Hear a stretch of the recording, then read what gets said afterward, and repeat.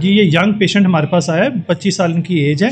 तो जी अपना मसला बताएं, क्या हुआ है आपको? ये मैं रात को ना सोया था, जो लकड़ी की टेबल होती है उस पे सोया था। अच्छा। ऐसे हाथ ऊपर करके, मतलब अच्छा। 4-5 घंटे ऐसे सोया रहा हूँ। अच्छा। तो अम्मी की तबीयत खराब है तो इंजेक्शन लगा हुआ उनको। अच्छा। हाथ उठाती हूँ ऊपर से। अच्छा। तो मैं पकड़ के सो गया ऐसे ही, मैंने थोड़ा सा रेस्ट कर लूँ अच्छा। रात को। ठीक है। सुबह उठा हूँ मैं तकरीबन 6 बजे। हाँ तो ऐसे रात ठीक था बिल्कुल, ठीक है। मैंने सारी ताकत थी, आपने सारा काम किया, कुछ टेंशन नहीं थी। ठीक है। अब ये ऊपर ऐसे हाथ ऊपर नहीं हो रहा, हाँ मतलब ऐसे, और बाकी हाथ में सारे वो है, मतलब थोड़ा सा जोर भी लगा सकता हूँ। ठीक है। पीछे नहीं है, सिर्फ यहाँ पे जो है ना कुछ थोड़ा सा वो है, सुबह मुझे पता चला है मतलब।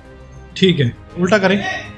हाँ अब इसे देखें तो इसका हाथ जो है ये अपना रिस्ट ड्रॉप हो गया है, ये ऐसे ऊपर नहीं उठा सकता। बाकी इसकी एक्टिविटी सारी इससे हो रही है लेकिन ये हाथ ऊपर नहीं उठता। ठीक है ना जी, दूसरा करके दिखाएं, दूसरे हाथ का, दूसरा हाथ तो ऊपर करें, इसको ऊपर करें। हाँ ये होता है, ये वाला नहीं होता, ये ऊपर नहीं होता। ठीक है, तो हाँ ये इनका रिस्ट ड्रॉप हो गया है। तो ये बता रहे हैं कि वो जगह ऊंची थी और इनका ये वाला लेवल नीचे था, जिसकी वजह से वो कोना जो है, हाँ जो टेबल का कोना है वो आपको एक्जिला के अंदर यहाँ प्रेस होता रहा है।